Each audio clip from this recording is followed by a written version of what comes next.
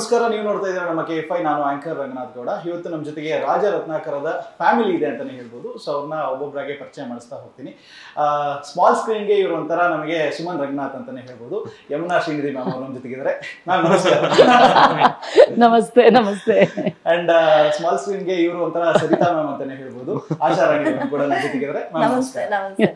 And ಇಂಡಸ್ಟ್ರಿಗೆ ಒಂದು ಹೊಸ ಹೀರೋ ಪರಿಚಯ ಆಗ್ತಾ ಇದ್ದಾರೆ. ಸೊ ಅವ್ರನ್ನು ಕೂಡ ವೆಲ್ಕಮ್ ಮಾಡೋಣ. ಬಹಳಷ್ಟು ಸಿನಿಮಾಗಳಲ್ಲಿ ನೋಡಿರ್ತೀರ, ಬಟ್ ಅದೇ ಇವಾಗ ಒಂದು ಫುಲ್ಲಿ ಫ್ಲೆಜ್ಡ್ ಹೀರೋ ಆಗಿ ನಮ್ಮ ಇಂಡಸ್ಟ್ರಿಗೆ ಒಳ್ಳೆ ಒಂದು ಪದಾರ್ಪಣೆ ಮಾಡ್ತಾ ಇದ್ದಾರೆ. ಸೊ ಅವ್ರನ್ನು ವೆಲ್ಕಮ್ ಮಾಡೋಣ. ಚಂದ್ರರಾಜ್ ಅವರಿಗೆ ಸ್ವಾಗತ. ನಮಸ್ಕಾರ. ಎಸ್, ಸೊ ಇದು ರಾಜ ರತ್ನಾಕರ ಫ್ಯಾಮಿಲಿ ಅಂತ ಹೇಳೋದಕ್ಕೆ ಖುಷಿ ಆಗುತ್ತೆ, ಬಿಕಾಸ್ ಟೀಮ್ ಅಂತ ಹೇಳಿದ್ರು ಬದಲು ಫ್ಯಾಮಿಲಿ ಅಂತ ಹೇಳ್ಬೋದು. ಸೊ ಇಲ್ಲಿ ರೀಲ್ ವರ್ಸಸ್ ರಿಯಲ್ ಮದರ್ ಇದ್ದಾರೆ. ಯಾರು ರಿಯಲ್ ಅಂತ ನಾನು ಹೇಳೋದಕ್ಕೆ ಹೋಗೋದಿಲ್ಲ. ಸಂದರ್ಶನದ ಎಂಡ್ ನಲ್ಲಿ ನಮ್ಮ ವೀಕ್ಷಕರನ್ನೇ ಒಂದು ಡಿಕೋಡ್ ಮಾಡ್ಕೊಳ್ಳಿ, ಯಾರು ರೀಲ್ ಯಾರು ರಿಯಲ್ ಅಂತ ಹೇಳಿ. ಬಟ್ ಫಸ್ಟ್ ಆಫ್ ಆಲ್ ರಾಜ ರತ್ನಾಕರ ಬಹಳಷ್ಟು ಸೌಂಡ್ ನ ಮಾಡ್ತಾ ಇದೆ, ಬಿಕಾಸ್ ಬರೀ ಸಾಂಗ್ಸ್ ಇಂದಾನೇ ತುಂಬಾನೇ ಹೆಸರನ್ನ ಮಾಡ್ತಾ ಇದೆ ಅಂತ ಹೇಳ್ಬೋದು. ವಿಜಯ್ ಪ್ರಕಾಶ್ ಅವರ ಧ್ವನಿಯಲ್ಲಿ ಬಂದಿರುವಂತಹ ಒಂದು ಸಾಂಗ್ ಆಗಿರ್ಬೋದು, ಆ ಸಾಂಗ್ ಆಗಿರ್ಬೋದು, ಅಥವಾ ಸೂಸರ್ಬತ್ತಿ ಸಾಂಗ್ ಆಗಿರ್ಬೋದು, ಇದೆಲ್ಲದನ್ನು ಕೂಡ ತುಂಬಾನೇ ಚೆನ್ನಾಗಿ ಮೂಡ್ ಬಂದಿದೆ. ಇನ್ನೇನು ಜೂನ್ 27ನೇ ತಾರೀಕು ರೆಡಿ ಆಗಿದೆ ರಿಲೀಸ್ಗೆ. ನಿಮಗೆ ಯಾವ ರೀತಿಯಾದಂತ ಒಂದು ಎಕ್ಸ್ಪೆಕ್ಟೇಷನ್ ಇದೆ, ಮತ್ತೆ ಓವರ್ ಆಲ್ ಚಿತ್ರ ಹೇಗೆ ಬಂದಿದೆ ಸರ್? ಸಿನಿಮಾ ತುಂಬಾ ಚೆನ್ನಾಗಿ ಬಂದಿದೆ ಸರ್.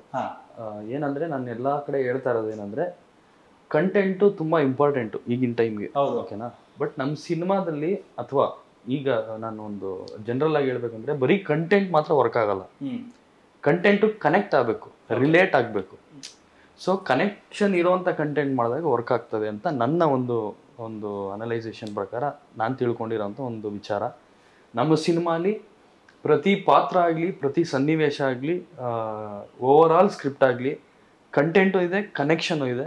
ಸೊ ಇದು ನನಗೆ ಸಿನಿಮಾ ಮೇಲೆ ಇರೋ ಕಾನ್ಫಿಡೆನ್ಸು.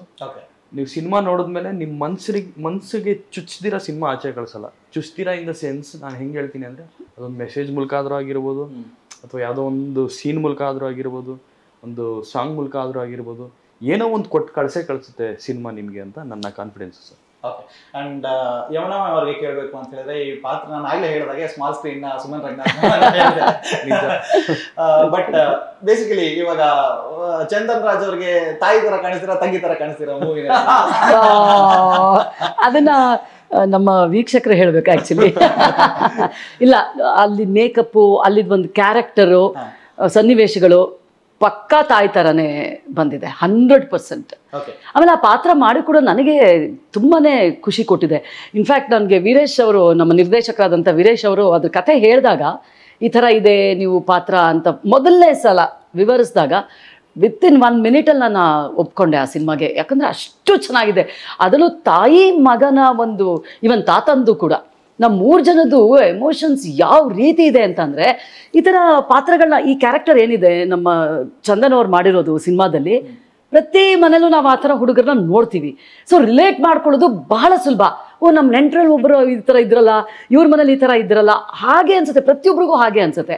ಅದನ್ನ ತುಂಬ ಚೆನ್ನಾಗಿ ತೊಗೊಂಡು ಹೋಗಿದ್ದಾರೆ ನಿರ್ದೇಶಕರು. ಆಮೇಲೆ ಕಾಂಬಿನೇಷನ್ ಹೇಗಿದೆ ಅಂದರೆ, ನಮ್ಮ ಹೀರೋ ಅವ್ರದ್ದು ನಿರ್ದೇಶಕರದು, ಇವ್ರಿಗಿರೋ ಟ್ಯಾಲೆಂಟ್ನ ಅವರು ಕರೆಕ್ಟಾಗಿ ಹೇಳೋದು ತೋರಿಸಿದ್ದಾರೆ, ಹೇಳ್ತಿದ್ದಾರೆ. ಅವ್ರ ಎಕ್ಸ್ಪೆಕ್ಟೇಷನ್ಗೆ ಚಂದನ್ ಅವರು ಕೂಡ ತುಂಬಾ ಚೆನ್ನಾಗಿ ಡೆಲಿವರ್ ಮಾಡಿದ್ದಾರೆ. ಓಕೆ. ಅಂಡ್ ಮ್ಯಾಮ್, ನೀವು ಬಹಳಷ್ಟು ವರ್ಷದ ಒಂದು ಎಕ್ಸ್ಪೀರಿಯನ್ಸ್, ಮತ್ತೆ ಆ ಒಂದು ಮನೆತನದಲ್ಲೇನೆ ಒಂದು ಆಕ್ಟಿಂಗ್ ಅನ್ನೋದು ಬಂದಿದೆ. ಇವಾಗ ಫೈನಲಿ ಮಗನನ್ನ ನೀವು ಈ ಚಿತ್ರದ ಮುಖಾಂತರ ಒಂದು ಫುಲ್ಲಿ ಫ್ಲೆಜ್ಡ್ ಹೀರೋ ಆಗಿ ನೋಡೋದಕ್ಕೆ ಬಹಳಷ್ಟು ಕಾತರದಿಂದ ಕಾಯ್ತಾ ಇರ್ತೀರಾ. ಸೊ ಐ ಮೀನ್ ಒಂದು ಕಲಾವಿದರ ಒಂದು ಪಾರ್ಟ್ನ ಬಿಟ್ಟು ನೀವು ಹೊರತುಪಡಿಸಿ ನೀವು ಒಬ್ಬ ಮಗನಾಗಿ ಅವರನ್ನ ಸ್ಕ್ರೀನ್ ಮೇಲೆ ನೋಡ್ತೀರಾ ಅಂತ ಹೇಳಿದ್ರೆ ಎಷ್ಟು ಎಂಜಾಯ್ ಮಾಡ್ತೀರಾ ನೀವು? ತುಂಬಾ ಖುಷಿ ಆಗುತ್ತೆ ಸರ್. ಒಬ್ಬ ಹೀರೋ ಆಗಿ ಅವ್ನು ಬರ್ತಿದ್ದಾನೆ, ಎಲ್ರಿಗೂ ಅಷ್ಟೇ ಅಲ್ವಾ, ತಮ್ಮನ ಹೆಸರು, ತಂದೆ ತಾಯಿಗಿಂತ ಹೆಸರು ಮಾಡೋ ಮಗ ಇರಬೇಕು ಅನ್ನೋದೇ ಎಲ್ಲರೂ ಆಸೆ ಪಡ್ತಾರೆ. ಹಾಗಾಗಿ ಅವನು ಆ ಸಿನಿಮಾನೇ ಉಸಿರಾಡ್ತಾ ಇದ್ದಾನೆ. ಅವನಿಗೆ ಏನು ಈ ಸಿನಿಮಾ ರಂಗಕ್ಕೆ ಬರಬೇಕು ಅಂತ ಅನ್ನಿಸ್ದಾಗಿಂದ ಎದ್ರೆ, ಕೂತ್ರೆ, ನಿಂತ್ರೆ, ಉಸಿರಾಡಿದ್ರೆ, ಏನ್ ತಿಂದ್ರು ಅದರಲ್ಲೂ ಏನೋ ಸಿನಿಮಾನೇ ತಿಂತಾ ಇರ್ತಾನೆ, ನಾನು ಊಟ ಮಾಡ್ತಾ ಇರಲ್ಲ. ಹಾಗಾಗಿ ಸಿನಿಮಾ ಸಿನಿಮಾ ಸಿನಿಮಾ ಅಂತ ಅವನು ಇದರಲ್ಲಿ ಇರೋದ್ರಿಂದ ಅವನು ಹೀರೋ ಆಗಿ ಬರ್ತಿದ್ದಾನೆ. ಹೀರೋ ಅಂತ ಅನ್ನೋದಕ್ಕಿಂತ ಒಳ್ಳೆ ನಟ ಆಗ್ಬೇಕು ಅನ್ನೋದು ನನ್ನ ಇಷ್ಟ. ಹೀರೋ ಎಲ್ಲರೂ ಆಗ್ತಾರೆ, ನಟ ಆಗೋದು ಕೆಲವರೇ ಮಂದಿ. ಒಳ್ಳೆ ನಟ ಆಗಬೇಕು ಅನ್ನೋದು, ಒಳ್ಳೆ ಚಿತ್ರರಂಗಕ್ಕೆ ಒಳ್ಳೆ ಕೊಡುಗೆ ಹಾಕಬೇಕು ಅನ್ನೋದು ನನ್ನ ಒಂದು ಆಸೆ. ಅದನ್ನ ಅವನು ಮಾಡಿದಾನೆ ಅಂತ ಅನ್ಕೋತೀನಿ. ಬರ್ತಾ ಇದ್ದಾನೆ, ತೆರೆ ಮೇಲೆ ನೋಡೋಕೆ ತುಂಬಾ ಖುಷಿ ಆಗುತ್ತೆ. ಅದ್ರಲ್ಲೂ ತಾಯಿಯಾಗಿ ಯಮುನಾ ಮೇಡಮ್ ಪಕ್ಕದಲ್ಲಿದ್ದಾರೆ. ಆಕೆ ಒಬ್ರು ಅದ್ಭುತ ಕಲಾವಿದೆ, ಒಳ್ಳೆ ನೃತ್ಯಗಾತಿ ಅವರು. ಮತ್ತೆ ತುಂಬಾ ಡೌನ್ ಟು ಅರ್ತ್. ಹೆಂಗೆ ಅಂದ್ರೆ, ನಾನು ಅವ್ರ ಜೊತೆಗೆ ಯಾವತ್ತೂ ಕೆಲಸ ಮಾಡಿಲ್ಲ. ನಾವು ಕ್ಲೈಮ್ಯಾಕ್ಸ್ ನಡೆಯುವಾಗ ನಾನು ಬ್ರೇಕ್ ಟೈಮಲ್ಲಿ ಹೋದೆ. ಅದಕ್ಕೆ ಮುಂಚೆ ಇವ್ರದ್ದು ಸೀನ್ಗಳು ನಡೀತಾ ಇತ್ತು, ನೋಡೋಣ ಅಂತ ಹೋಗಿದ್ದೆ. ಬ್ರೇಕ್ ಕೊಟ್ಟರು, ಬಂದ್ರು, ಬರ್ತಿದಂಗೆ ಮಾತಾಡಿಸಿ ಅವ್ರ ಆ ಗ್ಯಾಪ್ ಫುಲ್ಲು ಚಂದನ್ ಬಗ್ಗೆ ಮಾತಾಡ್ತಾ ಇರೋದನ್ನೇ, ಒಳ್ಳೆ ಹುಡುಗ, ಒಳ್ಳೆ ಸಂಸ್ಕಾರ ಕೊಟ್ಟಿದ್ದೀರಾ, ಒಳ್ಳೆ ಅದಕ್ಕಿಂತ ಒಬ್ಬ ತಾಯಿಗೆ ಇನ್ನೇನ್ ಬೇಕು ಸರ್? ಒಬ್ಬ ಅದ್ಭುತ ಕಲಾವಿದೆ ಬಾಯಿಂದ ನಿಮ್ಮ ಮಗ ಇಂಥ ಸಂಸ್ಕಾರ ಇದೆ ಅಂತ ಹೇಳ್ತಾ ಇರೋದು ಬಿಟ್ರೆ ಏನ್ ಬೇಕು ಹೇಳಿ? ಅದ್ರಲ್ಲಿ ಆ ತಾಯಿ ಕ್ಯಾರೆಕ್ಟರ್ ಅವ್ರು ಮಾಡಿದಾರೆ. ನನ್ಗೆ ಅದು ಸಿನಿಮಾ ಅಂತ ಗೊತ್ತು, ಶೂಟಿಂಗ್ ಅಂತ ಗೊತ್ತು, ಆಕ್ಟಿಂಗ್ ಅಂತ ಗೊತ್ತು, ನಾವು ಕಲಾವಿದರಾಗಿ. ಬಟ್ ನನ್ ಕಣ್ಣಲ್ಲೇ ನೀರ್ ಬಂದ್ಬಿಡ್ತಾವ. ನೋಡ್ತಾ ಇದ್ರೆ ನನ್ಗೆ ಹಂಗೇನೆ ಒಂಥರ ರೋಮಾಂಚನ ಆಗ್ತಾ ಇತ್ತು. ಅವ್ರಿಬ್ರು ಬಾಂಡಿಂಗ್ ಹಂಗಿದೆ, ಆ ತಾಯಿ ಮಗನ್ ಬಾಂಡಿಂಗ್ ಏನಿದೆಯಲ್ವಾ, ಅವರು ಆ ಬಾಂಡಿಂಗ್ ಅಷ್ಟು ಚೆನ್ನಾಗಿದೆ. ಅವರು ಎಲ್ಲೂ ಏನು ಇದಾಗದೆ ಅಷ್ಟು ಇವ್ ಮನೆಗೆ ಬಂದು ಹೇಳೋಣ ಮೇಡಮ್ ಎಷ್ಟು ಚೆನ್ನಾಗಿ ನನ್ಗೆ ಇದ್ ಮಾಡ್ತಾರೆ, ಮಾತಾಡ್ತಾರೆ, ಅಷ್ಟು ಕೋಆಪರೇಟ್. ಯಾಕಂದ್ರೆ ಒಬ್ರಿಗೊಬ್ರು ಬಾಂಡಿಂಗ್ ಚೆನ್ನಾಗಿದ್ರೆ ಆನ್ ಸ್ಕ್ರೀನ್ ಔಟ್ಪುಟ್ ಚೆನ್ನಾಗಿ ಬರೋದು. ಅದು ಇಬ್ರಲ್ಲೂ ಇರ್ಬೇಕು ಮ್ಯಾಮ್. ಇವಾಗ ಮೇಡಮ್ ನನ್ನ ಬಗ್ಗೆ ಅಷ್ಟೊಂದು ಹೇಳಿದ್ರು, ಆದ್ರೆ ಹಿರಿಯ ಕಲಾವಿದರಾಗಿ ನನಗಿಂತ ಹಿರಿಯರು ಅವರು ಈ ಕ್ಷೇತ್ರದಲ್ಲಿ, ಅವ್ರಿಗಿರೋ ಸಿಂಪ್ಲಿಸಿಟಿ ಅವ್ರು ನನ್ನನ್ನು ಸಿಂಪಲ್ ಅಂತ ಇದ್ದಾರೆ. ಬಗ್ಗೆ ನಿಮ್ಗೆ ಗೊತ್ತಿಲ್ಲದೆ ಇರೋ ಒಂದು ರಹಸ್ಯ ಹೇಳ್ತೀನಿ ಕೇಳಿ. ಅವ್ರ ತಾಯಿ ಮೇಲೆ ಎಷ್ಟು ಪ್ರೀತಿ, ಎಷ್ಟು ಅಭಿಮಾನ ಇದೆ ಅಂದ್ರೆ, ಅವ್ರಿಗೆ ಯಾವ್ದೋ ಒಂದು ಫಂಕ್ಷನ್ ಅಲ್ಲಿ ಯಾರೋ ಒಬ್ರು ಅವ್ರ ರಿಲೇಟಿವ್ಸ್ ಒಂದು ಚಿನ್ನದ ಒಡವೆ ಹಾಕೊಂಡಿಲ್ಲ ಅನ್ನೋ ಕಾರಣಕ್ಕೂ ಅಥವಾ ಇನ್ನೇನೋ ಅದಕ್ಕೆ ಸಂಬಂಧಪಟ್ಟಂಗೆ ಅವ್ರ ತಾಯಿಗೆ ಏನೋ ಒಂದು ಅವಮಾನ ಮಾಡಿದ್ದಾರೆ ಅಂತ, ಆ ಕ್ಷಣಕ್ಕೆ ಅವ್ರಿಗೆ ಶಕ್ತಿ ಇದ್ರು ಕೂಡ ಚಿನ್ನದ ಒಡವೆ ನಾನು ಇನ್ಮೇಲೆ ನನ್ನ ತಾಯಿಗೆ ಹಿಂಗ್ ಅವಮಾನ ಆದ್ರೆ ನಾನು ಹಾಕಲ್ಲ ಅಂತ ಡಿಸೈಡ್ ಮಾಡಿದವರು ಈ ಕ್ಷಣದವರೆಗೂ ಅವ್ರು ಚಿನ್ನ ಹಾಕಲ್ಲ ಸರ್. ಅದು ಅವ್ರ ತಾಯಿ ಮೇಲಿರುವಂತ ಅಭಿಮಾನ, ಪ್ರೀತಿ, ಆ ತಾಯಿ ಆಶೀರ್ವಾದ, ಇವರು ಒಬ್ಬ ಒಳ್ಳೆ ತಾಯಿ ಆಗೋದಕ್ಕೆ ನನಗೆ ಇದಿದೆ ಅಂತ ನನ್ನ ಅಭಿಪ್ರಾಯ. ಆಶೀರ್ವಾದ ನಿಜವಾಗ್ಲೂ. Thank you. ಆ ತಾಯಿಯ ನೋವು ಒಬ್ಬ ತಾಯಿಗೇನೆ ಗೊತ್ತಾಗುತ್ತೆ. ಹೌದು ಹೌದು ಹೌದು. ಹಾಗೆ ಅಂಡ್ ನೀವು ಸ್ಕ್ರೀನ್ ಅಲ್ಲಿ ಅಂದ್ರೆ ಈ ಒಂದು ಕ್ಯಾರೆಕ್ಟರ್ ನಲ್ಲಿ ತುಂಬಾನೇ ರಗಡ್ ಆಗಿ ಕಾಣಿಸ್ಕೊಂತೀರಾ, ಒಂಥರ ರಫ್ ಆಗಿದ್ದೀರಾ. ಸೊ ಥ್ರೂಔಟ್ ಮೂವಿ ಇದೇ ತರ ಒಂದು ಕ್ಯಾರೆಕ್ಟರ್ ನ ಎಕ್ಸ್ಪೆಕ್ಟ್ ಮಾಡಬಹುದಾ? ಖಂಡಿತವಾಗ್ಲು. ರಿಯಲ್ ಲೈಫ್ ಕ್ಯಾರೆಕ್ಟ್ ಮಾಡ್ಕೊಂತೀರಾ ಅಂದ್ರೆ ಈ ಒಂದು ಕ್ಯಾರೆಕ್ಟರ್ ನಿಮಗೆ ಎಷ್ಟು ಮ್ಯಾಚ್ ಆಗುತ್ತೆ? ಕನೆಕ್ಷನ್ ಅಂದ್ರೆ ನನಗ್ ಮ್ಯಾಚ್ ಆಗೋದು ಅನ್ನೋದಕ್ಕಿಂತ ನಾನು ನೋಡಿರೋ ಪಾತ್ರಗಳೆಲ್ಲ ಈ ತರನೇ, ನಾನ್ ಬೆಳೆದಿರೋ ವಾತಾವರಣನೇ ಈ ತರ. ನಾನು ಚಿಕ್ಕ ವಯಸ್ಸಿಂದ ಬೆಳೆದಿರೋ ಜಾಗ ಆಗ್ಲಿ, ಲೊಕೇಶನ್, ಈ ಸಿನಿಮಾಲಿ ಏನ್ ನೋಡ್ತಿರೋ ಅದೇ ತರ ಜಾಗದಲ್ಲಿ ಅದೇ ತರ ಪಾತ್ರಗಳ ನಡುವೆ ನಾನು ಬೆಳೆದಿದ್ದು. ಬಟ್ ನಮ್ಮನೇಲಿ ಏನಂದ್ರೆ ಅಣ್ಣವ್ರನ್ನ ತೋರಿಸಿ ಬೆಳೆಸ್ಬಿಟ್ಟಿದ್ರು. ಸೊ ನಾವು ಸ್ವಲ್ಪ ಅವರ ಒಂದು ಏನು ಮಾತುಗಳನ್ನ, ಅವರ ಒಂದು ವಿನಯ ವಿಧೇಯತೆಯನ್ನ ನಾವು ಅದು ಗೊತ್ತಿಲ್ದಿರ ನಮ್ಗೆ ಅದು ಬಂದ್ಬಿಟ್ಟು, ಅಂದ್ರೆ ನಾವೇನು ಅವರಷ್ಟು ಇದಲ್ಲ, ಅವ್ರನ್ನ ಹೋಲಿಕೆ ಮಾಡ್ಕೊಂತ ಇದೀವಿ ಅಂತಲ್ಲ, ಅವ್ರ ತರ ಇರ್ಬೇಕು ಅಂತ ಇದ್ ಮಾಡಿ ಕೆಲವೊಂದು ಅಡ್ಡದಾರಿಗಳನ್ನ ಹಿಡಿಯಕ್ ಹೋಗ್ದಿರಾ ಆ ತರ ಪಾತ್ರಗಳನ್ನ ನೋಡ್ಕೊಂಡೇ ಬಂದಿದ್ದು. ಸೊ ಅದು ಆ ತರ ರಿಲೇಟ್ ಆಗುತ್ತೆ. ಈಗ ಒಂದು 10 ಜನ ಹುಡುಗರನ್ನ ನೋಡಿದ್ರೆ 10 ಜನದಲ್ಲಿ ಒಂದೊಂದು ಗುಣಗಳು ಇವನಲ್ಲಿ ವ್ಯಕ್ತ ಆಗುತ್ತೆ. ಸೊ ಆ ತರ ಕನೆಕ್ಟ್ ಆಗುತ್ತೆ ಪಾತ್ರ.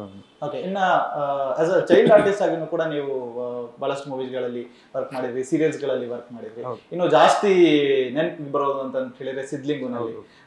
ಸೊ ಈ ತರದ ಚಿಕ್ಕ ಚಿಕ್ಕ ಪ್ರಯತ್ನಗಳು ಎಲ್ಲ ಒಂದ್ ಕಡೆ ಈ ದೊಡ್ಡ ಕ್ಯಾರೆಕ್ಟರ್ ಮಾಡೋಕೆ ಹೆಲ್ಪ್ ಆಯ್ತು ಅಂತ ಅನ್ಸುತ್ತೆ ನಿಮ್ಗೆ? ಖಂಡಿತ ಸರ್. ಇದು ಎಲ್ಲಾನು ಏನಂದ್ರೆ ನನಗೆ ಮೂಲ ಬಂದು ರಂಗಭೂಮಿ ಅಂದ್ರೆ ಪೌರಾಣಿಕ ರಂಗಭೂಮಿ. ಎಸ್ಪೆಷಲಿ ಹೇಳ್ಬೇಕಂದ್ರೆ ನಾವು ಅಲ್ಲಿಂದಾನೇ ಒರಿಜಿನೇಟ್ ಆಗಿದ್ದು. ಸೊ ಅದ್ರದ್ದು ಎಲ್ಲಾ ಎಲಿಮೆಂಟ್ಸು ಒಳಗಡೆ ಇದ್ದಿದ್ದೆಲ್ಲ ಒಂದೊಂದ್ ಕಡೆ ಅಂದ್ರೆ ಸಿದ್ಲಿಂಗು ಇಂದ, ಚಾರ್ಮಿನಾರಿಂದ ಸ್ವಲ್ಪ ಆಚೆ ಬರ್ತಾ ಇತ್ತು. ಇಷ್ಟು ವರ್ಷ ಇದ್ದಿದ್ದೊಂದು ಇತ್ತಲ್ಲ, ಮಾಡ್ಬೇಕು ಏನೋ ಮಾಡ್ಬೇಕು. ಸೊ ಅದು ಈ ಪಾತ್ರದ ಮೂಲಕ ನನಗೆ ಸಿಕ್ಕಿದೆ, ಇನ್ನೂ ಇದೆ. ಯುಟಿಲೈಸ್ ಮಾಡ್ಕೊಂಡಿದ್ದಾರೆ ಅವರು ಆ ಪಾತ್ರನ. ಯಾವ ತರ ಯುಟಿಲೈಸ್ ಮಾಡ್ಕೊಂಡಿದ್ದಾರೆ ಅಂದ್ರೆ, ಅವ್ರ ಜೊತೆ ಆಕ್ಟ್ ಮಾಡಿದೀನಿ ಒಂದ್ 20 ದಿನ. ಸಿನಿಮಾ ನೋಡಿದ್ಮೇಲೆ ನಿಜೋಳು ಇಟ್ಕೊಂಡು ಹೊಡೆದ್ ಬಿಡ್ಬೇಕು ಅನಿಸ್ತು ಗೊತ್ತಾ. ಅಷ್ಟು ಕೋಪ ಬಂದ್ಬಿಟ್ಟಿದೆ ನನ್ಗೆ, ಏನ್ ಕ್ಯಾರೆಕ್ಟರ್ ಮರಾಯ ಇವನು ಅಂತ. ಅದೇ ಹಂಗ ಅನ್ಸ್ಬೇಕು ಸರ್. ಒಂದು ಸೆಕೆಂಡ್ಗೂ ಇವ್ರು ಆಕ್ಟ್ ಮಾಡಿದಾರೆ ಅನ್ಸಿಲ್ಲ. ನೀವು ಸಿನಿಮಾ ನೋಡಿದ್ರೆ 1 ಸೆಕೆಂಡ್ಗೂ ಇವ್ರು ಆಕ್ಟ್ ಮಾಡ್ತಾ ಇದಾರೆ, ಇದು ಸಿನಿಮಾ ಅಂತ ಅನ್ಸೋದೇ ಇಲ್ಲ. ಅವ್ರು ವಾಕಿಂಗ್ ಆಗ್ಬೋದು, ಅವರು ನಮ್ ಜೊತೆ ಮಾತಾಡೋದಾಗ್ಬಹುದು, ಪ್ರತಿಯೊಂದು ಕ್ಷಣದಲ್ಲೂ ಎಷ್ಟು ನಿಜಾಂಶ ತುಂಬಿದೆ ಅಂತಂದ್ರೆ ಇವರೇ ಅವರೇ ಇವರು ಅನ್ಸ್ಬಿಡುತ್ತೆ. ನಾ ಹೇಳಿದಲ್ಲ, ಆ ಸಿನಿಮಾದಿನ ಹಿಡ್ಕೊಂಡು ಹೊಡೆದ್ಬಿಡ್ಬೇಕು ಅನ್ಸುತ್ತೆ. ನಾವು ಅದು ಒಂದ್ ಶೋ ನೋಡಿದ್ಮೇಲೆ ಅವತ್ತು ಮಾರನೇ ದಿನ ಮ್ಯಾಮ್ ಫೋನ್ ಮಾಡಿದ್ರು, 40-45 ನಿಮಿಷ ಮಾತಾಡಿದ್ದಾರೆ ಅದ್ರ ಬಗ್ಗೆ. ಅವರು ಯೂಶುವಲಿ ತುಂಬಾ ಯಾರನ್ನೂ ಹಚ್ಕೊಳ್ಳೋದಿಲ್ಲ, ಅದು ತುಂಬಾ ಮಿಂಗಲ್ ಆಗಲ್ಲ ಅಂತ ಕೇಳ್ಪಟ್ಟಿದ್ದೀನಿ ನಾನು. ಅಲ್ಲಿ ಯಾರ ಹತ್ರ ಜಾಸ್ತಿ ಅವ್ರ ಕೆಲಸ ಏನೋ, ಅವ್ರೇನೋ, ಅವ್ರ ಪಾಡೇನೋ. ಅವ್ರು ಅಷ್ಟೊತ್ತು ಮಾತಾಡಿದ್ರು, ನನ್ ಗೂಸ್ ಬಂಪ್ಸ್ ಆಗ್ತಾ ಇದೆ. ಏನ್ ಇವ್ರು ಇಷ್ಟು ಮಾತಾಡ್ತಾ ಇದ್ರಿ? ಇಲ್ಲ ಮ್ಯಾಮ್, ನಿಮ್ ಮಗ ಹಿಂಗ್ ಮಾಡಿದ. ನಾನು ಅದೇ ಹೇಳಿದೆ, ನಿಮ್ಮ ಕೋಆಪರೇಷನ್, ನಿಮ್ಮ ಆಶೀರ್ವಾದ, ಎಲ್ಲರ ಆಶೀರ್ವಾದ, ಮತ್ತೆ ನಮ್ಮ ಇಡೀ ಫ್ಯಾಮಿಲಿ. ನೀವು ಅವಾಗಲೇ ಹೇಳಿದಾಗ ನಾನು ಯಾರನ್ನೂ ಟೀಮ್ ಅಂತ ಕರೆಯಕ್ಕೆ ಇಷ್ಟಪಡಲ್ಲ. ನಮ್ಮ ಫ್ಯಾಮಿಲಿ, ಯಾಕಂದ್ರೆ ನಮ್ಮ ಫ್ಯಾಮಿಲಿಗಿಂತ ನಾವು ಇವ್ರಗಳ ಜೊತೆ, ನಮ್ಗೆ ಎಕ್ಸ್ಟೆಂಡ್ ಫ್ಯಾಮಿಲಿ ತರ ಇದೆ. ಇವ್ರಗಳ ಜೊತೆನೆ ನಾವು ಜಾಸ್ತಿ, ನಮ್ಮ ಬಾಂಡಿಂಗ್ ಎಲ್ಲರ ಬಾಂಡಿಂಗ್ ಚೆನ್ನಾಗಿದ್ರೇನೆ ಔಟ್ಪುಟ್ ಚೆನ್ನಾಗಿ ಬರುತ್ತೆ ಅನ್ನೋದು. ಇವರೆಲ್ಲರೂ, ಇವರು ಮತ್ತೆ ತಾತನ ಕ್ಯಾರೆಕ್ಟರ್ ಮಾಡಿದ್ದಾರೆ ನಾಗರಾಜ್ ರಾವ್ ಅಂತ, ಅವರು ಅಷ್ಟೇನೆ, ಅವರು ರಂಗಭೂಮಿಯಿಂದ ಬಂದಂಥವ್ರು.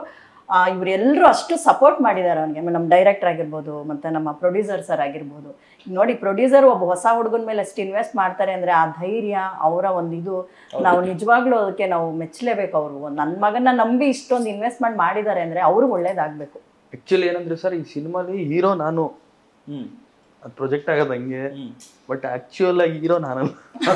ಇನ್ ದ ಸೆನ್ಸ್ ನಾನು ಏನು ಹೇಳ್ತಾ ಇದ್ದೀನಿ ಅಂದರೆ, ಪ್ರತಿ ಪಾತ್ರನೂ ಹೀರೋಗಳೇ. ಹೌದು, ಎಲ್ಲ ಕಾಂಟ್ರಿಬ್ಯೂಷನ್, ಪ್ರತಿಯೊಂದು ಪಾತ್ರದ ಕೊಡುಗೆ ತುಂಬಾ. ಎಲ್ಲ ಪಾತ್ರದಿಂದ ಒಬ್ಬ ರಾಜ ನಿಂತ್ಕೊಂತಾನೆ. ಅದು ಇವ್ರ ದೊಡ್ಡ ಗುಣ ಹಾಗೆ ಹೇಳ್ತಾ ಇದಾರೆ. ಬಟ್ ಇವ್ರು ಎಲ್ರನ್ನೂ ಹಿಡಿದು ಇಟ್ಟಿದ್ದಾರೆ. ಇವ್ರ ಪಾತ್ರ ಅಷ್ಟು ಚೆನ್ನಾಗಿದೆ. ಖಂಡಿತ ಇಲ್ಲ. ಏನಂದ್ರೆ ಇವ್ನು ಹೇಳ್ದಾಗೆ ರಾಜ ಹೀರೋ ಓಕೆ, ಆದ್ರೆ ಪ್ರತಿಯೊಂದು ನಿಮ್ಗೆ ನೋಡಿ ಎಲ್ಲೋ ಒಬ್ಬ ಅಮ್ಮ ಕನೆಕ್ಟ್ ಅಂದ್ರೆ ಮಗ ಏನೇ ಮಾಡಿದ್ರು ಸಹಿಸ್ಕೊಂಡು ಅವ್ರು ಪ್ಯಾಂಪರ್ ಮಾಡೋ ಅಮ್ಮ ಕನೆಕ್ಟ್ ಆಗ್ತಾರೆ, ಒಬ್ಬ ತಾತ ಕನೆಕ್ಟ್ ಆಗ್ತಾರೆ, ಮತ್ತೆ ಫ್ರೆಂಡ್ಸ್ಗಳು, ಮತ್ತೆ ಆ ಫ್ರೆಂಡ್ಸ್ಗಿರೋ ಫ್ರೆಂಡ್ಸ್ಗಳು, ಆ ಫ್ರೆಂಡ್ಸನ್ ತಂದೆ ತಾಯಿಗಳು, ಆ ಫ್ರೆಂಡ್ ಪ್ರೀತಿಸೋ ಹುಡುಗರು, ಪ್ರತಿಯೊಂದು ಕ್ಯಾರೆಕ್ಟರ್ ಪ್ರತಿಯೊಬ್ಬರಿಗೂ ಕನೆಕ್ಟ್ ಆಗ್ತಾ ಹೋಗುತ್ತೆ. ಅಂದ್ರೆ ಇವರೆಲ್ಲರ ರಾಯಭಾರಿ ತರ ಮುಂದೆ ನಿಂತ್ಕೊಂತಾನ ಅಷ್ಟೇ. ಏನಂದ್ರೆ ಎಲ್ಲಾ ಸಿನಿಮಾಲಿ ಏನ್ ನೋಡಿರ್ತೀರ ಸರ್, ತಾಯಿ ಎಮೋಷನ್ ಅಂದ್ರೆ ತಾಯಿಗೋಸ್ಕರ ಮಗ ಏನ್ ಬೇಕಾದ್ರೂ ಮಾಡಕ್ ರೆಡಿ ಇರ್ತಾನೆ, ಪ್ರಪಂಚನ ಗೆಲ್ತಾನೆ. ಈ ತರ ಸಿನಿಮಾಗಳು, ಈ ತರ ಕಥೆಗಳನ್ನ, ಜೋಗಿ, KGF, ನೀವ್ ಯಾವ್ದೇ ಕತೆ ತಗೊಂಡ್ರು ತಾಯಿಯಿಂದ ಅವ್ನು ಹಿಂಗಾದ. ಈಗ ನಂದೊಂದು ರಾವಣಂದೊಂದು ಕ್ಲಿಪ್ ನೋಡ್ತಾ ಇದ್ರಿ, ಅಲ್ಲೋ ಅವ್ನು ಹೇಳೋದು, ಅಮ್ಮ ನೀನ್ ಹಿಂಗಂದೆ, ನಾನು ಅದಕ್ಕೆ ಹಿಂಗಾಗಿದ್ದೀನಿ ಅಂತ. ಸೊ ತಾಯಿ ಅನ್ನೋ ಎಲಿಮೆಂಟ್ ಆತರ. ಬಟ್ ಇಲ್ಲಿ ತಾಯಿ ಪ್ರೀತಿನ, ಅವಳ ಮಮತೆನ ದುರುಪಯೋಗ ಪಡಿಸ್ಕೊಳ್ಳೋರು ತುಂಬಾ ಜನ ಇದ್ದಾರೆ. ಈ ಆಂಗಲ್ ಯಾರು ಎಕ್ಸ್ಪ್ಲೋರ್ ಮಾಡಿಲ್ಲ. ಕರೆಕ್ಟ್. ಸೊ ಇದು ನಮ್ಮ ಸಿನಿಮಾಲಿ ನೀವು ನೋಡ್ತೀರಾ. ಅಂಥವ್ನು ಏನಾಗ್ತಾನೆ, ಅಂಥವ್ನ ಜೀವನ ಅವನಿಗೆ ಅರ್ಥ ಆಗುತ್ತಾ, ತಾಯಿ ಬೆಲೆ ಅರ್ಥ ಆಗುತ್ತಾ? ಅರ್ಥ ಆಗಲ್ಲ. ಬಟ್ ಏನು ಹೇಳೋದು ಬೇಡ, ಸಿನಿಮಾ ಕೆಲವೆಲ್ಲ ಹೇಳಕ್ ಆಗಲ್ಲ. ನೀವು ಒಂದು ಪ್ರಶ್ನೆ ಕೇಳಿದ್ದು, ನೀವು ರಿಯಲ್ ಲೈಫಲ್ಲೂ ಹೀಗೇನಾ ಇದರೊಳಗೆ ಮಾಡಿದೀರಾ ಅಂತ ಕೇಳ್ತಾ ಇದ್ರಿ.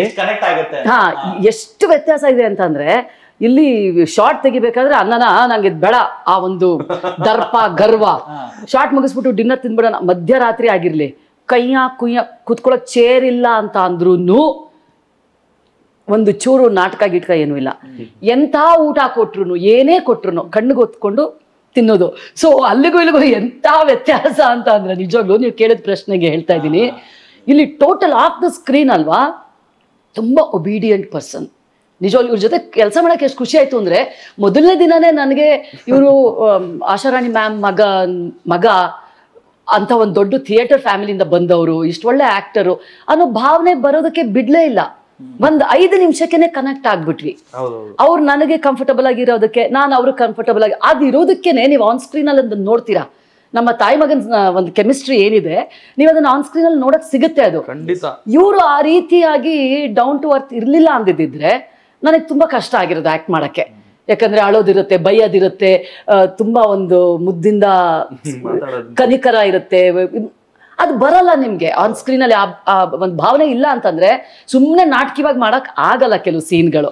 ಸೊ ಅದು ಕ್ರೆಡಿಟ್ ಚಂದನ್ ಅವ್ರಿಗೆ ಹೋಗ್ಬೇಕು ನಿಜವಾಗ್ಲೂ. ನಾನ್ ಹಂಗಿರ್ಬೇಕು ಅಂದ್ರೆ ಇವರು ಮಿರರ್ ಅಲ್ವಾ, ಈಗ ಇವ್ರು ನನ್ ಬಗ್ಗೆ ಹೇಳ್ತಿದ್ದಾರೆ. ಇಲ್ಲ ಸರ್, ಅದೇನಾಗುತ್ತೆ, ಯಾಕೆ ಹೇಳಿದೆ ನಾನು ಆ ಮಾತು ಅಂತಂದ್ರೆ, ನಾನು ಸುಮಾರು ಧಾರಾವಾಹಿಗಳಲ್ಲೂ ಆಕ್ಟ್ ಮಾಡ್ಕೊಂಡು ಬಂದಿದ್ದೀನಿ. ಅದು ಹೀರೋ ಹೀರೋಯಿನ್ ಅಂತ ಒಂದು ಪೊಸಿಷನ್ ಕೊಟ್ಟ ತಕ್ಷಣ ಆಟಿಟ್ಯೂಡ್ ಚೇಂಜ್ ಆಗುತ್ತೆ. ನಾನು ಇದನ್ನ ಸುಮ್ಮನೆ ನಿಮ್ಗೆ ಹೊಗಳಬೇಕು ಅಂತ ನಾನು ಹೊಗಳ್ತಾ ಇಲ್ಲ, ಎಕ್ಸ್ಪೀರಿಯನ್ಸ್ ಇರೋದ್ರಿಂದ ಹೇಳ್ತಾ ಇದ್ದೀನಿ. ಕೆಲವ್ರನ್ನ ಮಾತಾಡ್ಸಕ್ಕಾಗಲ್ಲ, ಮೇಡಮ್ ಇದು ತುಂಬಾ ಚೆನ್ನಾಗಿ ಗೊತ್ತಿರತ್ತೆ, ಅವರು ಏನು ಬಾಯ್ ಬಿಡಲ್ಲ. ನಾನು ಸ್ವಲ್ಪ ಔಟ್ ಸ್ಪೋಕನ್, ಅದಕ್ಕೆ ಹೇಳ್ತಾ ಇದ್ದೀನಿ ಧೈರ್ಯವಾಗಿ. ಅದನ್ನ ಅನುಭವಿಸಿದೀವಿ ನಾವು. ಸೊ ಹಾಗಾಗಿ ಹೊಗಳ್ತಾ ಇರೋದು ಸುಮ್ಮನೆ ಚಂದನ್ ಅವ್ರಂತ ನಾವು ಹೊಗಳ್ತಾ ಇಲ್ಲ, ಅದು ಎಕ್ಸ್ಪೀರಿಯನ್ಸ್ ಆಗಿರೋದಕ್ಕೇನೆ ಇದು ನಮ್ಗೆ ಒಂಥರ ಖುಷಿ ಕೊಡುವಂತಹ ವಿಚಾರ. ಆ ಎಕ್ಸ್ಪೀರಿಯನ್ಸ್ಗಳು ಇರೋದಕ್ಕೆ, ನಮ್ಗೆ ಆಗಿರೋದಕ್ಕೆ ನಾನು ಅವನ್ಗೆ ಹೇಳ್ತಾ ಇರ್ತೀನಿ, ನೀನ್ ಏನೇ ಮಾಡು, ನೀನ್ ಯಾವ್ದು ಸಿನಿಮಾ ಆಗ್ಲಿ ಇನ್ನೊಂದಾಗ್ಲಿ ಏನೇ ಮಾಡು, ಯಾವತ್ತು ಈಗ ನೋಡಿ ಎಲ್ಲಾ ಮನುಷ್ಯನ ಜೀವನದಲ್ಲಿ ಎಲ್ಲೋ ಒಂದ್ ಕಡೆ, ಅದು ದೊಡ್ಡ ಮಟ್ಟದ್ದಾಗಿರ್ಬೋದು, ಸಣ್ಣದಾಗಿರ್ಬೋದು, ಅಥವಾ ಅತಿ ಸಣ್ಣದಾಗಿರ್ಬೋದು, ಏನೋ ಒಂದು ಯಶಸ್ಸು ಅಥವಾ ಒಂದು ಟರ್ನಿಂಗ್ ಪಾಯಿಂಟ್ ಅಂತ ಸಿಗುತ್ತೆ. ನಾವು ಈಗ ಹೇಗೆ ನಡ್ಕೊಳ್ತಾ ಇದ್ದೀವಿ ಅನ್ನೋದಕ್ಕಿಂತ ಅದು ಸಿಕ್ಕ ಮೇಲೆ ನಡ್ಕೊಳ್ಳೋದಿದೆಯಲ್ಲ, ಅದೇ ದೊಡ್ಡ ವಿಷಯ, ಇಂಪಾರ್ಟೆಂಟ್ ಆಗುತ್ತೆ. ಯಾವುದೇ ಕಾರಣಕ್ಕೂ ನೀನು ಯಾವುದು ತಲೆಗೆ ಏರ್ಬಾರ್ದು. ನಿನಗೊಬ್ರು ಕೆಟ್ಟದ್ ಮಾಡೋದು, ನಿನ್ಗೆ ಒಳ್ಳೇದು ಮಾಡೋದಕ್ಕೆ ಸಾಧ್ಯ ಇಲ್ಲ, ಕೆಟ್ಟದ್ದಂತೂ ಬಯಸ್ಬೇಡ. ಒಳ್ಳೆ ದಾರಿನಲ್ಲೂ ಒಳ್ಳೆ ಅಂದ್ರೆ ಯಾರಿಗೂ ನೋವು ಕೊಡಬೇಡ. ನೀನು ಎಷ್ಟು ವಿನಯ, ಈಗ ನೋಡಿ ಒಬ್ಬ ಅಣ್ಣವರು, ಅವ್ರಿಗೆ ಎಷ್ಟು ಅವಮಾನಗಳಾಗಿದೆ, ಎಷ್ಟು ಇದಾಗಿದೆ, ಆದರೂ ಅವರನ್ನ ಈ ಲೆವೆಲ್ಗೆ ಇಟ್ಟಿದೆ ಅಂದರೆ ಅವ್ರ ವಿನಯ, ಅವ್ರ ವಿಧೇಯತೆ, ಅವ್ರು ನಡ್ಕೊಳ್ತಾ ಇದ್ದಿದ್ದ ರೀತಿ, ಅವ್ರಿಟ್ಟಂತಹ ಗೌರವ, ಕಲಾವಿದ್ರ ಬಗ್ಗೆ, ಕಲೆ ಬಗ್ಗೆ ಇಟ್ಟಂಥ ಗೌರವ, ಅದನ್ನ ಎಲ್ಲೋ ಅನ್ಕ ಇವ್ನು ಹೇಳ್ದಾಗ ನಮ್ಮ ಮನೆಯಲ್ಲಿ ಇನ್ನೊಬ್ರು ದೇವ್ರೆ ಅಣ್ಣವರು. ಅವ್ರನ್ನ ನೋಡ್ಕೊಂಡೇ ಬೆಳೆದಿದ್ರಿಂದ ಅವ್ರ ನೋಡಿ ಹಿಂಗಿದ್ರು ಇಂತಿಂಥವ್ರು ಇಂತಿಂಥ ಕಷ್ಟಪಟ್ಟಿದ್ದಾರೆ. ಈಗ ಒಬ್ಬ ದರ್ಶನ್ ಅವ್ರಾಗಿರ್ಬೋದು, ಅವ್ರು ಎಷ್ಟು ಕಷ್ಟಪಟ್ಟು ಈ ಲೆವೆಲ್ಗೆ ಬೆಳೆದಿದ್ದಾರೆ. ಅಪ್ಪು ಅವರಾಗಿರ್ಬೋದು, ಶಿವಣ್ಣ ಅವರಾಗಿರ್ಬೋದು. ಅಪ್ಪು ಅವ್ರು ಅಂದಾಗ ನೆನಪಾಯ್ತು, ಆ ಕೈಯಲ್ಲಿರೋ ಟ್ಯಾಟೂ ನೋಡಿದಾಗ ಗೊತ್ತಾಯ್ತು ಅಭಿಮಾನಿ ನೀವು ಅಪ್ಪು ಅವ್ರಿಗೆ. ಹೌದು ಸರ್, ಹೌದು. ಅವರ ನಮ್ಗೆ ಪ್ರಾಣ ಅಂತಾನೆ ಹೇಳ್ಬೋದು. ಹೌದು ಸರ್. ಅಂದ್ರೆ ಅವ್ರ ಮಲ್ಗದ್, ನಾನು ಇನ್ನೊಂದು ಪದ ಉಪಯೋಗಿಸಕ್ಕೆ ಇಷ್ಟಪಡಲ್ಲ. ಅವ್ರ ಶಾಂತವಾದ ಮಲ್ಗದ್ಮೇಲೆ ನಾನು ಅವ್ರ ದೊಡ್ಡ ಇದನ್ನೇ ಹಾಕ್ಸ್ಕೋಬೇಕು ಅನ್ಕೊಂಡಿದ್ದೀನಿ. ಬಟ್ ನಮ್ಮ ಕಲಾವಿದರು ಇದ್ರಲ್ಲಿ ಕೆಲವು ಕ್ಯಾರೆಕ್ಟರ್ಗಳಿಗೆ ಟ್ಯಾಟೂ ಸೂಟ್ ಆಗಲ್ಲ ಅಂತ. ಪವರ್ ಸ್ಟಾರ್ ಅಲ್ವಾ, ಹಾಗಾಗಿ ನನ್ನ ಮಗನ ಕೈ ಮೇಲೂ ಇದಿತ್ತು. ಅವನು ಅಪ್ಪು ಅಭಿಮಾನಿ ಆಗಿದ್ರಿಂದ ಅದಕ್ಕೆ ಸ್ಟಾರು ಮತ್ತೆ ಅಪ್ಪು ಅಂತ ಹಾಕ್ತೀನಿ. ಇದನ್ನ ಹಾಕಿರೋದು ಒಂದು ತಮಿಳ್ ಹುಡುಗ, ತಮಿಳ್ನಾಡಲ್ಲೇ ಹಾಕಿರೋದು. ತಮಿಳ್ನಾಡಲ್ಲೇ ಒಬ್ಬ ತಮಿಳ್ ಹುಡುಗ, ಅವ್ನು ಕನ್ನಡನೇ ಬರಲ್ಲ, ಆದ್ರೂ ನಾನು ಅವ್ರದ್ದು ನಾನೇ ಹಾಕ್ತೀನಿ ಅಂತ ಹಠ ಮಾಡಿ ಹಾಕಿದ್ದಾನೆ. ಓಕೆ, ಸೊ ಈ ತಮಿಳು ಮತ್ತೆ ಕನ್ನಡ ಅನ್ನೋದು ಬಂದಿದ್ದಕ್ಕೋಸ್ಕರ ನಾನು ನಿಮ್ಗೆ ಕಲಾವಿದರಾಗಿರೋದ್ರಿಂದ ನಾನು ಕೇಳೋದಕ್ಕೆ ಇಷ್ಟಪಡ್ತೀನಿ. ಈಗ ಮೊನ್ನೆ ನಡೆದಿರುವಂತ ಒಂದು ಇನ್ಸಿಡೆಂಟು, ಅಂದ್ರೆ ಕಮಲ್ ಸರ್ ಮಾತಾಡಿರುವಂತದ್ದು, ತಮಿಳಿಂದ ಕನ್ನಡ ಹುಟ್ಟಿದೆ ಅಂತ ಹೇಳಿ ಹೇಳಿದಂಥದ್ದು. ಅದು ಶಿವಣ್ಣ ಅವ್ರ ಮುಂದೆ ಹೇಳಿದಂತ ಒಂದು ಮಾತು. ಅದಕ್ಕೆ ಪರ ಮತ್ತೆ ವಿರೋಧ ಎರಡನ್ನೂ ಕೂಡ ವ್ಯಕ್ತವಾಗ್ತಾ ಇದೆ. ಯಾಕೆಂತ ಹೇಳಿದ್ರೆ ಕನ್ನಡಕ್ಕೆ ಇರುವಂತ ಒಂದು ಇತಿಹಾಸ ಸುಮಾರು 2500 ವರ್ಷಗಳಿಂದ ಇರುವಂತ ಒಂದು ಕನ್ನಡ, ನಮ್ಗೆ ನಮ್ದೇ ಆದಂತ ಒಂದು ಸ್ವಂತ ಲಿಪಿ ಇದೆ. ಮತ್ತೆ ಬೇರೆ ಯಾವುದೇ ಭಾಷೆಗಳಿಂದ ನಾವು ಬಂದಿರುವಂತದ್ದಲ್ಲ. ಅಂಡ್ ಸುಮಾರು 8 ಜ್ಞಾನಪೀಠ ಪ್ರಶಸ್ತಿಗಳು ಸಿಕ್ಕಿದೆ. ನಾವು ಏನ್ ಮಾತಾಡ್ತೀವಿ ಅದನ್ನ ಬರಿಬಹುದು, ಏನ್ ಬರಿತೀವಿ ಅದನ್ನ ಓದ್ಬಹುದು. ಇಂತಹ ಒಂದು ಇತಿಹಾಸ ಇರುವಂತಹ ನಮ್ಮ ಭಾಷೆಗೆ ಈ ರೀತಿಯಾಗಿ ಕೆಲವೊಂದು ಕಮೆಂಟ್ಸ್ ಗಳು ಬಂದಾಗ ನಿಮ್ಗೆ ಏನ್ ಅನ್ಸುತ್ತೆ? ನೀವು ಯಾವ್ದ್ರ ಪರ ಮಾತಾಡ್ತೀರಾ? ಸರ್, ಆಬ್ವಿಯಸ್ಲಿ ನೋವು ಆಗುತ್ತೆ. ಯಾಕೆಂದ್ರೆ ನಮ್ಮ ಮನೆಯಲ್ಲಾಗ್ಲಿ ನಾವು ಆಗ್ಲಿ ಉಸಿರಾಡ್ತಾ ಇರೋದೇ ಕನ್ನಡ. ನಮ್ಮ ಸೈನು ಕನ್ನಡ. ನನ್ನ 2 ಮಕ್ಕಳನ್ನ ಓದಿಸಿರೋದು ಕನ್ನಡ ಮೀಡಿಯಂ ಅಲ್ಲೇ. ಅವ್ರು ಬೇರೆ ಭಾಷೆ ತಿಳ್ಕೊಳ್ಳೋ ಜ್ಞಾನ ಇದ್ರೆ ತಿಳ್ಕೊಳ್ಳಿ, ಆದ್ರೆ ಕನ್ನಡನೇ ಓದ್ಬೇಕು ಅಂತ ಓದಿಸಿರೋದು ನಾವು. ಎಲ್ರಿಗೂ ಭಾಷಾಭಿಮಾನ ಇರುತ್ತೆ, ದೇಶಾಭಿಮಾನ ಇರುತ್ತೆ, ರಾಜ್ಯಾಭಿಮಾನ ಇರುತ್ತೆ, ಎಲ್ಲಾನು ಇರುತ್ತೆ. ನಮ್ಮ ತಾಯಿ ನಮ್ಗೆ ಹೆಚ್ಚೆ ಸರ್, ಆಕೆ ಏನೇ ಆಗಿರ್ಲಿ. ನಮ್ಮಮ್ಮ ನಮ್ಗೆ ಅಮ್ಮನೇ, ಪಕ್ಕದ ಮನೆ ಅಮ್ಮನ ಹೋಗಿ ನಾವು ಏನೇ ಸುಮ್ಮನೆ ಮಾತಾಡ್ಸ್ಬೋದು, ಆದ್ರೆ ನನ್ನ ತಾಯಿ ನನಗೆ ಹೆಚ್ಚೆ ಅಲ್ವಾ. ಅವರು ಕಮಲ್ ಹಾಸನ್ ಒಬ್ರು ಅದ್ಭುತ ನಟ, ಇಲ್ಲ ಅಂತ ಹೇಳಿಲ್ಲ. ಅವರು ಕನ್ನಡ ತಮಿಳಿಂದ ಹುಟ್ಟು ಅನ್ನಿದ್ದು ಖಂಡಿತ ತಪ್ಪು. ಅಲ್ಲಿ ಇನ್ನೊಂದು ಏನು ಹೇಳ್ತಿದ್ದಾರೆ, ಶಿವಣ್ಣ ಅವ್ರು ಇದ್ರು, ಅವ್ರ ಎದುರುಗಡೆನೆ ಮಾತಾಡ್ತಿದ್ದಾರೆ ಅಂತ. ಈಗ ನಾವು ಯಾಕೆ ಅವ್ರು ಶಿವಣ್ಣ ಅವ್ರ ಬಗ್ಗೆ ಹಾಕಿ ತಿಳ್ಕೊಬೇಕು? ಅಲ್ಲಿನ ಸಿಚುಯೇಷನ್ನು ಅಲ್ಲಿನ ಇದು ಏನಿತ್ತೋ ನಮಗೆ ಗೊತ್ತಿಲ್ಲ. ಬರೀ ನಾವು ಸ್ಕ್ರೀನ್ ಮೇಲೆ ತೋರ್ಸೋ ಕ್ಲಿಪ್ಗಳನ್ನ ನೋಡಿ ಮಾತಾಡ್ತೀವಿ ಅಷ್ಟೇನೆ. ಈಗ ಅಲ್ಲೇನೆ ಅವರು ಅದಕ್ಕೆ ಆನ್ಸರ್ ಕೊಟ್ಟಿದ್ದಿದ್ರೆ ಅವ್ರಿಗೂ ನಮಗೂ ವ್ಯತ್ಯಾಸ ಏನಿರೋದು ಸರ್? ತಾಳ್ಮೆಗೆ ಮತ್ತೊಂದು ಹೆಸರೇ ಕನ್ನಡಿಗರಲ್ವೇ? ನಮ್ಮ ಕನ್ನಡ ಹುಟ್ಟಿದ್ದು ದೇವನಾಗರಿ ಶಿಲ್ಪಿಯಿಂದ ಒಂದು ಇದರಿಂದ ಹುಟ್ಟಿರೋದು. ಕನ್ನಡ ಯಾವತ್ತಿದ್ರೂ ಉತ್ಕೃಷ್ಟ ಸರ್. ಈಗ ಕನ್ನಡಿಗರು ಎಲ್ಲೆಲ್ಲ ಆಳ್ತಾ ಇದ್ದಾರೆ. ನೀವು ಹೇಳಿದ್ರೆ 8 ಜ್ಞಾನಪೀಠ ಪ್ರಶಸ್ತಿ ಬಂದಿದ್ದಾನೆ. ಕನ್ನಡ ಏನು ಸುಮ್ಮನೆ ಅಲ್ಲ. ಅವ್ರು ಮಾತಾಡಿದ ತಪ್ಪೆ, ಅದನ್ನ ಅವರು ಇದು ಮಾಡ್ಬೇಕಷ್ಟೇ. ನಾವು ನಟಾಗಿ ಒಪ್ಕೋತೀವಿ, ಆದ್ರೆ ನಮ್ಮ ಭಾಷೆನ ಅವರು ಇದು ಮಾಡ್ತಾರೆ ಅಂತ ಬಂದಾಗ ನಮಗೂ ಸ್ವಲ್ಪ ಇದಾಗುತ್ತೆ. ಹೌದು. ಅಂಡ್ ಚಂದನ್ ಅವರು ಓದಿರುವಂತದ್ದು ಕನ್ನಡ ಮೀಡಿಯಂ ಅಲ್ಲಿ, ಅಂಡ್ ಸೈನ್ ಮಾಡೋದನ್ನು ಕೂಡ ನಿಮ್ಮ ಒಂದು ಸಿಗ್ನೇಚರ್ ಕೂಡ ಕನ್ನಡದಲ್ಲೇ ಬರೋದು. ಸೊ ನೀವು ನಿಮ್ಮ ಒಂದು ಭಾಷೆಯ ಸ್ಪಷ್ಟತೆ ಮತ್ತೆ ಉಚ್ಚಾರಣೆನೂ ಕೂಡ ಸ್ಪಷ್ಟವಾಗಿ ಬರುತ್ತೆ. ನೀವು ಮಾಡಿರುವಂತಹ ಒಂದು world record, Asia book of records ಅಲ್ಲಿ ಇರುವಂತಹ ಒಂದು ಪೂರ್ತಿ ಡೈಲಾಗ್ಸ್ ಗಳನ್ನು ಕೂಡ ಅಚ್ಚ ಕನ್ನಡದಲ್ಲಿ ಬಂದಿರುವಂತಹ ಸ್ವಚ್ಛ ಡೈಲಾಗ್ಸ್ ಗಳು ಅಂತಾನೆ ಹೇಳ್ಬೋದು. ಸೊ ನಿಮಗೆ ಭಾಷಾಭಿಮಾನ ಮತ್ತೆ ಭಾಷೆಯ ಬಗ್ಗೆ ಮಾತಾಡ್ತೀರಾ ಅಂತ ಹೇಳಿದ್ರೆ? ಸರ್, ಭಾಷೆ ಅಂದರೆ ನಮ್ಮ ಮನೆಯಲ್ಲಿ ಈಗ ಹೆಂಗೆ ನಿಮಗೆ ಉಸಿರಾಡೋದು ಇದೆಲ್ಲ ಯಾರು ಕಲಿಸಲ್ಲ, ಅದು ಆಟೋಮೆಟಿಕ್ ಬರುತ್ತೆ. ಅದೇ ಥರ ಕನ್ನಡ ಬಂದ್ಬಿಟ್ಟಿದೆ ಸರ್. ಕನ್ನಡ ಏನಕ್ಕೆ ಅಂದರೆ ನಾವು 10th ಪಬ್ಲಿಕ್ ಎಕ್ಸಾಮಲ್ಲಿ ಸೈನ್ ಹಾಕೋಕ್ಕೆ ಸ್ಟಾರ್ಟ್ ಮಾಡ್ತೀವಿ. ಅಂದರೆ ಏನಂದರೆ ಪಬ್ಲಿಕ್ ಎಕ್ಸಾಮಲ್ಲಿ ಏನು ಸೈನ್ ಹಾಕ್ತೀವಿ, ಸ್ಕೂಲಲ್ಲಿ ಏನು ಹೇಳಿದ್ರು ನಮಗೆ ಅಂದರೆ, ಇಲ್ಲೇನು ಸೈನ್ ಹಾಕ್ತೀವಿ ಇದನ್ನು ಕ್ಯಾರಿ ಮಾಡ್ಬೇಕು ನೀವು, ಬ್ಯಾಂಕ್ಸಲ್ಲಾಗಲಿ ಎಲ್ಲೇ ಆಗಲಿ ಇಲ್ಲಿಂದ ಕ್ಯಾರಿ ಮಾಡ್ಬೇಕಂತ. ಅವಾಗ ಹುಡುಗರೆಲ್ಲ ಸೇರಿಕೊಂಡು ಏನು ಸೈನ್ ಹಾಕೋದು, ನಾನು ಸೈನ್ ಹೆಂಗೆ ಹಾಕೋದು, ನೀನು ಸೈನ್ ಹೆಂಗೆ ಹಾಕೋದು ಅಂತ ಎಲ್ಲರೂ ಮಾಡೇ ಮಾಡ್ತೀವಿ. ಎಲ್ಲ ಸ್ಕೂಲಲ್ಲೂ ಎಲ್ಲರ ಲೈಫಲ್ಲೂ ನಡೆಯುತ್ತೆ. ಎಲ್ಲರೂ ಸೈನ್ ಹಾಕ್ತಾಯಿದ್ರು. ಬಟ್ ನಾನು ಮಾತ್ರ ನಾನು ಕನ್ನಡದಲ್ಲೇ ಸೈನ್ ಹಾಕಬೇಕು ಅಂತ ಡಿಸೈಡ್ ಆಗಿದ್ದೆ. ಕನ್ನಡದಲ್ಲೇ ಸೈನ್ ಹಾಕೋದು, ಇವಾಗ್ಲೂ ಕನ್ನಡದಲ್ಲೇ ಸೈನ್ ಹಾಕೋದು. ನಾನು ಯಾವುದೇ ಬ್ಯಾಂಕ್ ಸಿಗೋದ್ರು ಚಲನ್ ಇಂಗ್ಲೀಷಲ್ಲಿರಲಿ ಹಿಂದಿಲಿರಲಿ ನಾನು ಕನ್ನಡದಲ್ಲೇ ಫಿಲ್ ಮಾಡ್ಕೊಡ್ತೀನಿ. ಯಾವುದೇ ATMಗೆ ಹೋಗಿ ಕನ್ನಡ ಯೂಸ್ ಮಾಡೋ ಆಪ್ಷನ್ ಇದ್ದರೆ ಕನ್ನಡನೇ ಯೂಸ್ ಮಾಡ್ತೀನಿ. ಸೊ ಇದು ನಮಗೆ ಇರೋವಂಥ ಅಭಿಮಾನ.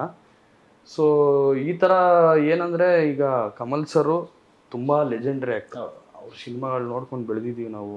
ಅವರ ನಾಯಕನ ಸಿನಿಮಾ ನನ್ನ ಅಚ್ಚುಮೆಚ್ಚಿನ ಸಿನಿಮಾ. ಅವರು ಒಂದೊಂದು ಉಬ್ಬು ಅವ್ರು ಎತ್ತೋದನ್ನು ಅಬ್ಸರ್ವ್ ಮಾಡ್ತೀವಿ ನಾವು, ಕಿವಿ ಅಲ್ಲಾಡ್ಸೋದು ಅಬ್ಸರ್ವ್ ಮಾಡ್ತೀವಿ. ಆ ಥರ ಎಲ್ಲ ಆ್ಯಕ್ಟ್ ಮಾಡ್ತಾರೆ ಅವರು.